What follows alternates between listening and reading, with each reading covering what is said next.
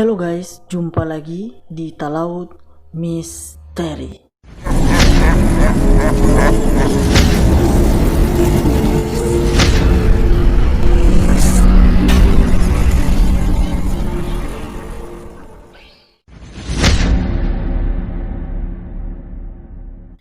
Ya, jadi teman-teman, kali ini di video ini saya akan menceritakan sedikit tentang sejarah Pulau Nusa Dolong atau Pulau Joli.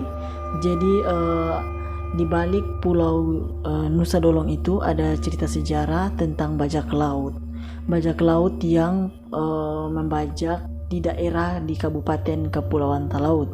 Jadi jika teman-teman penasaran tentang cerita misterinya, enjoy di video, tonton video ini dari awal sampai akhir supaya teman-teman bisa tahu bagaimana cerita sejarahnya. Tapi sebelum lanjut teman-teman, jadi sejarah ini saya ambil sumbernya dari beberapa artikel-artikel yang ada di Google yang saya cari-cari, meskipun saya lihat di artikel itu ada yang dari tahun 2013 dan ada juga yang tahun 2020. Jadi kalau ada kesalahan ataupun ada kekurangan di video saya sebentar, harap dimaklumi teman-teman, karena saya hanya mencari saja informasi dari artikel-artikel yang saya dapatkan, dan mungkin di artikel-artikel itu ada kesalahan. Jadi kalau teman-teman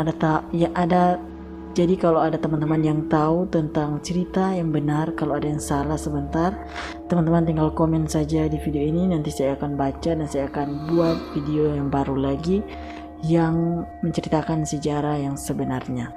Oke teman-teman, jangan lupa untuk like video ini dan subscribe channel YouTube saya Talaut Project untuk mengetahui tentang sejarah-sejarah yang ada di Talaut.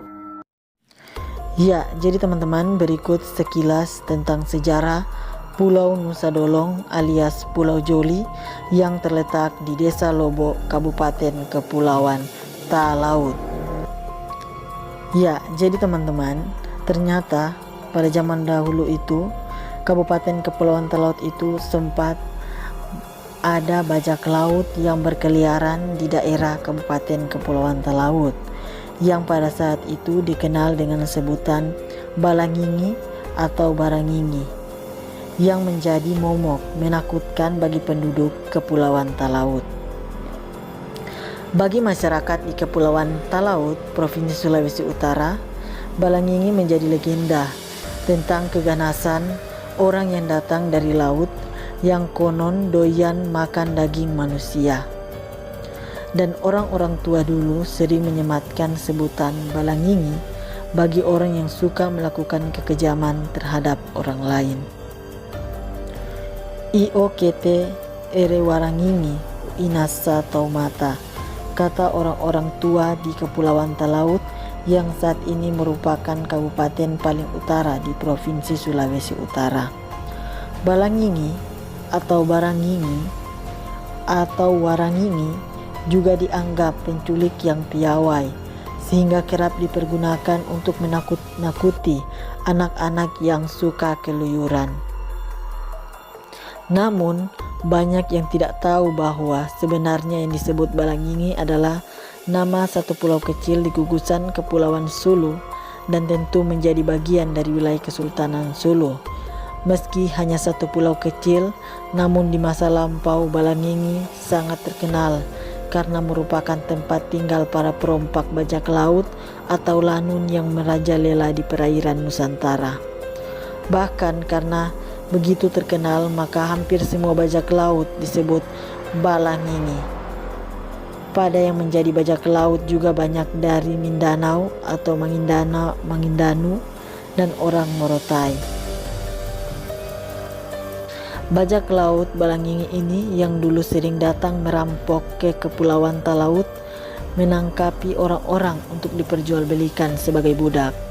Tentu masyarakat di Nusa Utara tidak tinggal diam.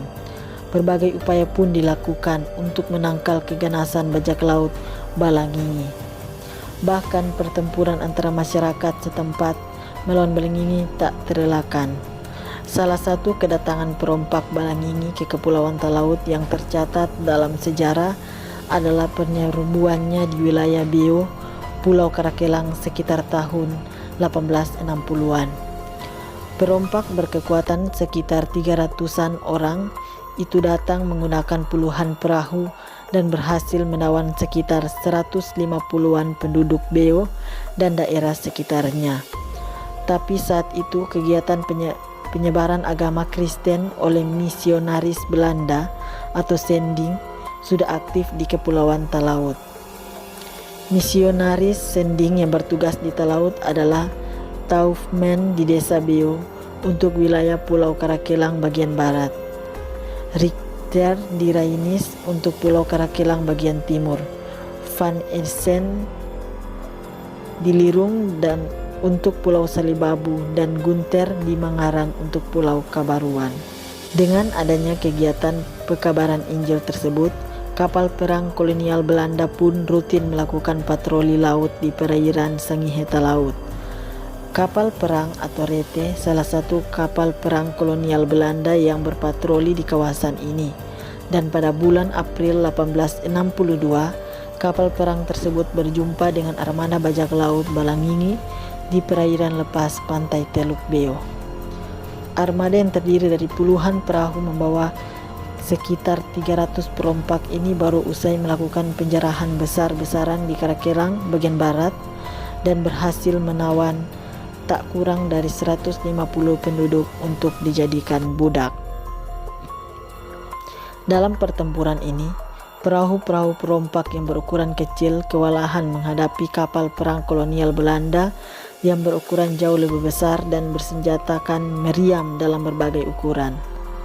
Dengan tembakan meriam, beberapa perahu perompak berhasil ditenggelamkan, dan dengan perkelahian jarak dekat, para perompak akhirnya dibuat bertekuk lutut. Setelah tawanan dibebaskan, perompak yang tersisa dipersilakan kembali ke tanah air, tentu setelah mereka berjanji tidak akan kembali merampok ke daerah ini. Tapi untuk kemenangan ini, Angkatan Laut Belanda mesti membayar mahal. Dalam pertempuran laut yang sengit dan heroik ini, Angkatan Laut Kolonial Belanda kehilangan seorang perwira yang gagah berani, yaitu Letnan Laut 1 Joly, gugur saat terlibat pertempuran jarak dekat untuk membebaskan tawanan. Karena itu, sebagai ungkapan terima kasih, masyarakat Talaut minta agar jenazahnya dimakamkan di Pulau Nusa Dolong atau Nusa Dalam atau Nusa Mararum yang terletak di lepas pantai depan desa Lobo yang menjadi pintu masuk ke Teluk Beo. Dan untuk mengenang kepahlawanan Letnan Laut 1 Joly, penduduk setempat membuat bangunan makamnya mirip ruang komando kapal perang Rete dan juga menambahkan nama baru untuk Nusa Dolong, yakni Pulau Joly.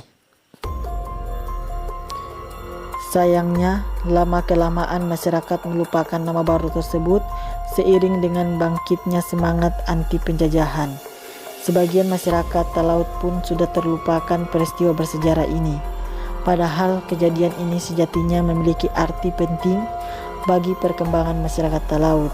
Sebab sejak itu pula intensitas kehadiran bajak laut kian berkurang sehingga aktivitas penyebaran Injil dapat berjalan dengan aman. Dengan kata lain, pertempuran di laut di Teluk Beo merupakan salah satu tonggak penting yang ikut menentukan terciptanya masyarakat Talaut yang mayoritas memeluk agama Kristen. Munculnya bentuk kelembagaan baru di masyarakat seperti jemaat gereja dan kegiatan pendidikan, yakni dengan pendirian sekolah-sekolah. Keberadaan Pulau Nusa Dolong alias Pulau Joly yang berhubungan erat dengan masuknya Injil di Kepulauan Talaut jelas punya nilai historis. Karena itu sangat ideal jika pulau kecil ini dikembangkan menjadi objek wisata. Sebab dengan mengangkat kembali kisah perang laut ini, tentu pulau ini menjadi menarik bagi peminat wisata sejarah baik dari mancanegara maupun domestik. Peluang menjadikan sebagai objek wisata terbuka lebar sebab pemandangan alam di sekitar pulau ini sangat indah dan memikat. rona pesisir pantai sepanjang Teluk Beo seperti di Desa Makatara, Lombok dan Awit yang berupa konfigurasi pasir putih hutan mangrove dengan perairan lautnya yang jernih dan kaya aneka ragam hayati adalah kekayaan alam yang patut dipelihara agar dapat memberi manfaat berkelanjutan. Ya, begitulah guys cerita dibalik diberi nama Pulau Joli atau Pulau Nusa Dolong di Desa Lombok. Oke teman-teman, terima kasih karena sudah menonton video ini. Jangan lupa untuk teman-teman yang belum klik tombol subscribe di channel ini, tolong klik tombol subscribe sekarang juga ya teman-teman.